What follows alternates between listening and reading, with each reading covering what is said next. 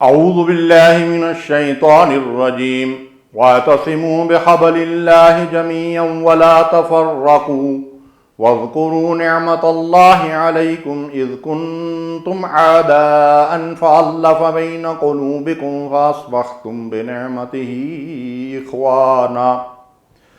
ناظرین محترم، گفتگو کا موضوع ہے وحدت امت یا فرقہ واریت۔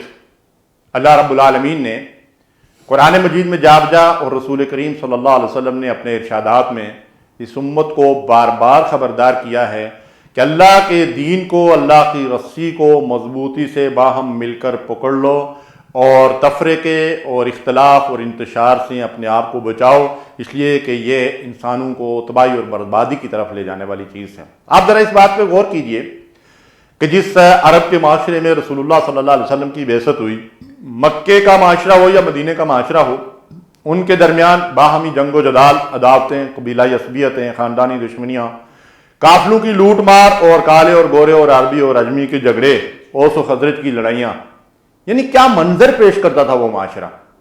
لیکن اس دین کی برکت سے، جس دین کے ذریعے سے اللہ تعالیٰ نے انہیں یہ پیغام دیا کہ واعتصموا بحبل اللہ جميعا ولا تفرقوا، اللہ کے اس دین کو مضبوطی سے تھام لو اور اختلاف اور انتشار، تفریقہ برپا مت کرو۔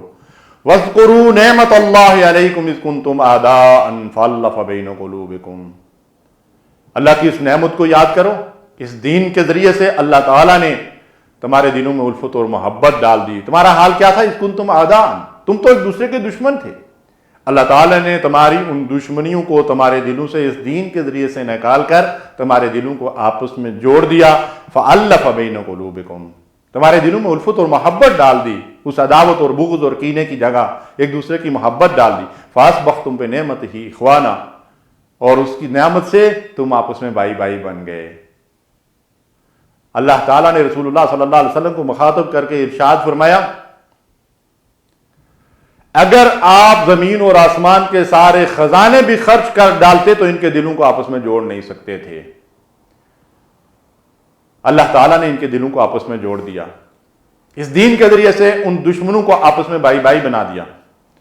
وَكُنْتُمْ عَلَى شَفَا حُفْرَةٍ مِّنَ النَّارِ فَأَنْقَذَكُم مِّنْهَا، تم تو آگ کے گڑھے کے کنارے کھڑے تھے، دشمنی اور عداوت اور قتل و غارت گری کے ذریعے سے تم جہنم میں گرنے والے تھے، اس جہنم کے گڑھے میں گرنے سے اللہ تعالیٰ نے تمہیں بچا لیا۔ محترم ناظرین، آج ہمارا حال کیا ہے؟ اسی دین کے ماننے والے، اسی دین کے دعوے دار، اسی رسول کا کلمہ پڑھنے والے، اسی قرآن کو اللہ کی کتاب تسلیم کرنے والے، اس اللہ کی وحدانیت کو تسلیم کرنے والے، ہمارا حال کیا ہے؟ اللہ تعالیٰ نے ہمیں بھی تو یہی حکم دیا ہے، واعتصموا بحبل اللہ، اور ساتھ خبردار کیا ولا تفرقوا، تفریقہ برپا مت کرو۔ ان الذین فرقوا دینہم کانوا شیعا لست منہم فی شیء، اے نبی، جن لوگوں نے دین کو ٹکڑے ٹکڑے کر دیا اور مختلف گروہوں میں بٹ گئے، ان کا آپ سے کوئی تعلق نہیں۔ قرآن کتنی واضح الفاظ میں یہ بات بتاتا ہے کہ جو لوگ ایک دوسرے سے معمولی اختلافات کی بنیاد پہ اختلاف اور انتشار پیدا کر کے فرقہ واریت کو پھیلا رہے ہیں، ان کا نبی سے کوئی تعلق نہیں۔ بلکہ اس سے زیادہ خوفناک بات قرآن یہ کہتا ہے وَلَا تَكُونُوا كَالَّذِينَ تَفَرَّقُوا وَاخْتَلَفُوا مِن بَعْدِ مَا جَاءَهُمُ الْبَيِّنَاتُ وَأُولَٰئِكَ لَهُمْ عَذَابٌ عَظِيمٌ، خبردار ان لوگوں کی طرح مت ہو جانا، یہود و نصارہ کی طرح مت ہو جانا۔ تفرقوا، انہوں نے تفریقہ برپا کیا، دین کو تقسیم کر ڈالا، گروہوں اور فرقوں کے اندر بٹ گئے۔ واختلفوا من بعد ما جاءهم البینات، اس کے بعد کہ روشن دلائل اللہ کی طرف سے ان کے پاس آ گئے تھے، انہوں نے اختلاف کیا آپس میں۔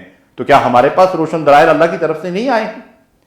کتاب و سنت کی تعلیمات ہمارے سامنے واضح نہیں ہیں؟ اس دین کے اندر اللہ تعالیٰ نے نماز جیسی عظیم الشان عبادت جو ہمیں عطا کی ہے، یہ نماز، بلکہ سارے ہی ارکان اسلام، لیکن نماز وحدت امت کا سب سے بڑا ذریعہ ہے، سب سے مؤثر ذریعہ ہے، اور آج بدقسمتی سے اسی نماز کو ہم نے اختلاف اور انتشار کا ذریعہ بنا رکھا ہے۔ آپ اپنے ملک میں دیکھیے صورتحال کیا ہے۔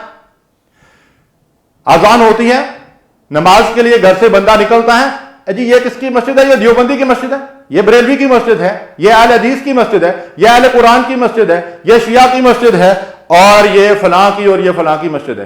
بھائی اللہ کا گھر کہاں ہے؟ میں جہاں جا کر بڑے سکون اور اطمینان کے ساتھ صرف اللہ کی بندگی اور اطاعت کروں، کوئی اختلاف اور انتشار نہ ہو۔ محترم ناظرین کرام، جن لوگوں نے سعودی عرب کا معاشرہ دیکھا ہے، الحمدللہ یہاں ہم یہ دیکھتے ہیں کہ اس فرقہ واریت کا کوئی وجود نہیں ہے، اور اللہ کے فضل و کرم سے کسی بھی مسجد میں آپ چلے جائیں، ہر مسلک کا آدمی ایک امام کے پیچھے نماز پڑھتا ہے، نہ کوئی کسی سے اختلاف کرتا ہے، نہ کر سکتا ہے، نہ کسی پہ کوئی اعتراض کرتا ہے، ایک ہی صف میں کھڑے ہو گئے محمود اور ایاز مسلمان باہم مل کر، کالے گورے سفید عربی عجمی اور مختلف زبانیں بولنے والے اور مختلف مسلکوں سے تعلق رکھنے والے ایک ہی صف میں کھڑے ہو کر ایک مسجد میں اطمینان اور سکون کے ساتھ نماز پڑھ کے باہر نکلتے ہیں۔ ہمارے ہاں کیا حال ہے؟ اللہ تعالیٰ ہمارے حال پہ رحم کرے۔ اللہ تعالیٰ کے ان ارشادات کو کان کھول کر سنیے، ولا تفرقوا، تفریقہ برپا مت کرو۔ تفریقہ برپا کرنے والوں کے لیے اللہ نے فرمایا وَأُولَٰئِكَ لَهُمْ عَذَابٌ عَظِيمٌ، اللہ نے ان کے لیے بہت بڑا عذاب تیار کر رکھا ہے۔ اللہ تعالیٰ ہمیں فرقہ واریت سے بچائے اور دین حنیف پہ استقامت کے عطا فرمائے۔ وصلی اللہ علی نبینا محمد۔